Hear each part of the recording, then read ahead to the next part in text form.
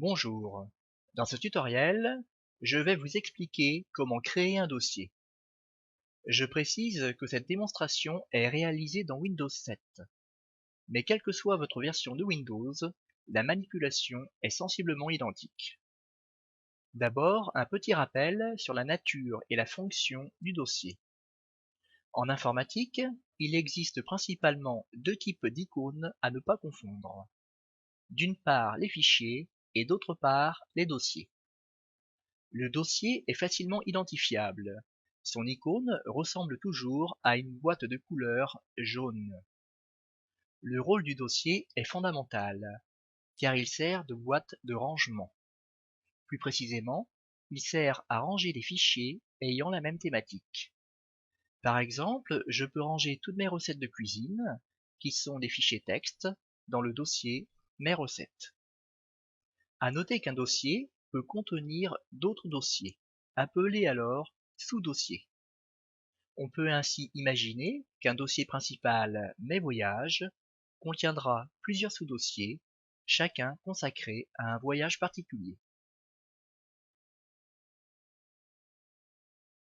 Un dossier peut contenir principalement quatre sortes de fichiers: du texte, des images, du son ou de la vidéo. Généralement, on range dans un même dossier des fichiers de même nature.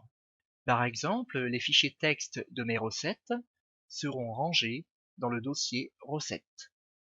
Les fichiers vidéo de mes films seront rangés dans le dossier Mes films. Avant de créer un dossier, vous devez vous poser cette question. À quel endroit le créer sur l'ordinateur? En fait, cet endroit dépend de la nature des fichiers que vous allez glisser à l'intérieur. Ainsi, un dossier qui contiendra des photos ne sera pas créé au même endroit qu'un dossier qui contiendra des films. Généralement, il est recommandé aux débutants de créer tous leurs dossiers dans la bibliothèque de Windows. La bibliothèque est composée de 4 emplacements qui correspondent aux 4 catégories principales de fichiers dont nous avons parlé auparavant. Ainsi, pour ranger vos dernières photos de vacances, il est préférable et logique de créer un nouveau dossier dans la catégorie Images.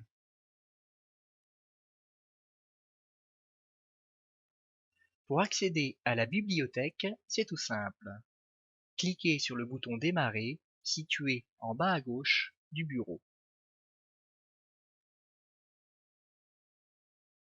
Cliquez ensuite sur votre dossier personnel qui porte le plus souvent votre nom ou votre prénom.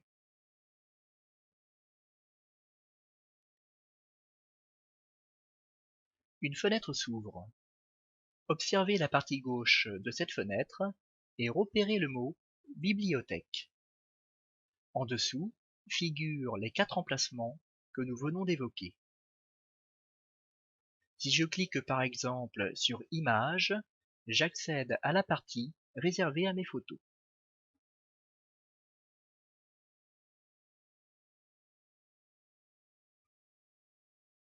Nous avons vu à quel endroit il était préférable de créer vos dossiers, c'est-à-dire dans la bibliothèque de Windows.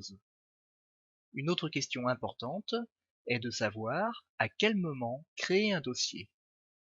Je recommande aux débutants de créer d'abord un dossier, qui sera vide dans un premier temps. Ensuite, il s'agira de le remplir en y transférant des fichiers, comme des images ou des fichiers texte. Cette méthode vous permettra, dès le départ, de bien classer vos fichiers sur l'ordinateur, et donc de pouvoir les retrouver beaucoup plus facilement. Passons à la manipulation et créons un nouveau dossier. Je reviens d'un voyage au Vietnam. Voici les photos que j'ai prises. Elles se trouvent sur la carte mémoire de mon appareil photo numérique, et je souhaite les transférer sur l'ordinateur. Avant de les transférer, je vais créer mon dossier, et de préférence, au bon endroit. Je clique sur le bouton Démarrer, puis sur mon dossier personnel. À gauche s'affiche la bibliothèque. J'ai besoin, ici, de manipuler et de classer les photos. Je choisis donc la catégorie Images. À l'intérieur du dossier Images, je vais créer un nouveau dossier. Je clique simplement sur Nouveau dossier. Le dossier apparaît automatiquement. Je rentre directement le nom de mon dossier en utilisant le clavier et sans cliquer avec la souris.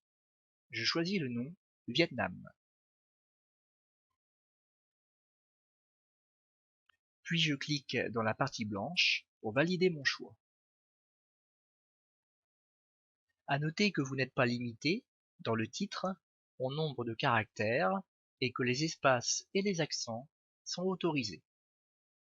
Ouvrons maintenant le dossier Vietnam en double-cliquant dessus. Vous constatez que le dossier est vide. Rien de plus normal, car je n'ai encore rien glissé à l'intérieur. Pour revenir un cran en arrière, je clique sur cette petite flèche bleue. Vous pouvez bien entendu modifier le nom du dossier. Rien n'est jamais définitif. Pour cela, cliquez sur le dossier afin de le sélectionner. Cliquez ensuite sur le mot Organiser et choisissez Renommer dans la liste. Au clavier, entrez un nouveau nom, par exemple Voyage au Vietnam.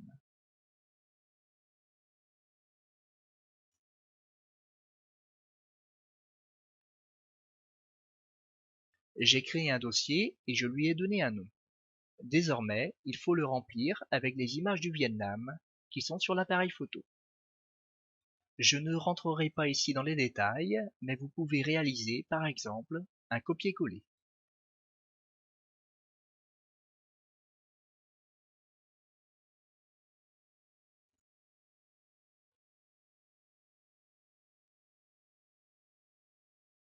Avant de conclure, je vous rappelle qu'un dossier peut contenir d'autres dossiers, appelés pour l'occasion des sous-dossiers. Pour bien comprendre le mécanisme des dossiers et des sous-dossiers, on peut imaginer des poupées russes. À l'intérieur de la poupée principale, on trouve une autre poupée, et ainsi de suite. C'est pareil pour les dossiers. À l'intérieur d'un dossier principal, on peut trouver un autre dossier qui lui-même peut renfermer un autre dossier. Prenons un exemple.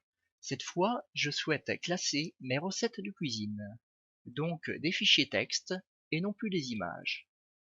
Retournons dans la bibliothèque.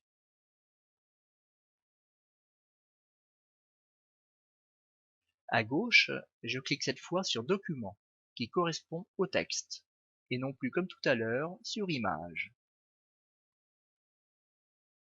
Me voici dans le dossier Documents, c'est ici que je vais ranger tous mes documents texte.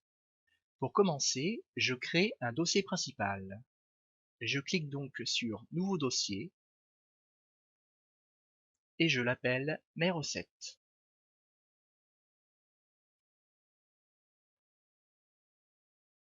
À l'intérieur, je pourrais ranger tous mes documents de façon aléatoire. Les entrées, les plats et les desserts seraient alors tous mélangés.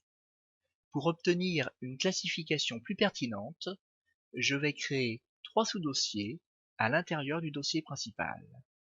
Voici comment procéder. J'ouvre le dossier principal, Mes recettes. Une fois à l'intérieur, je clique sur Nouveau dossier et j'appelle ce dossier Entrée. De la même façon, je crée un autre dossier que j'appelle Plat.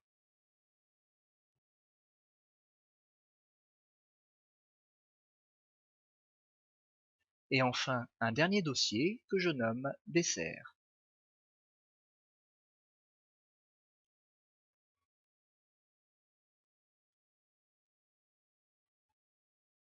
Une fois mes sous-dossiers créés, il ne reste plus qu'à déplacer chaque recette dans le dossier correspondant.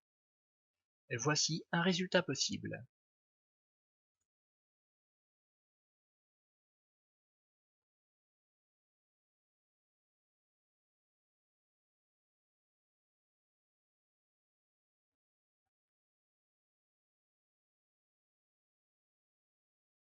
Voilà, ce tutoriel est terminé.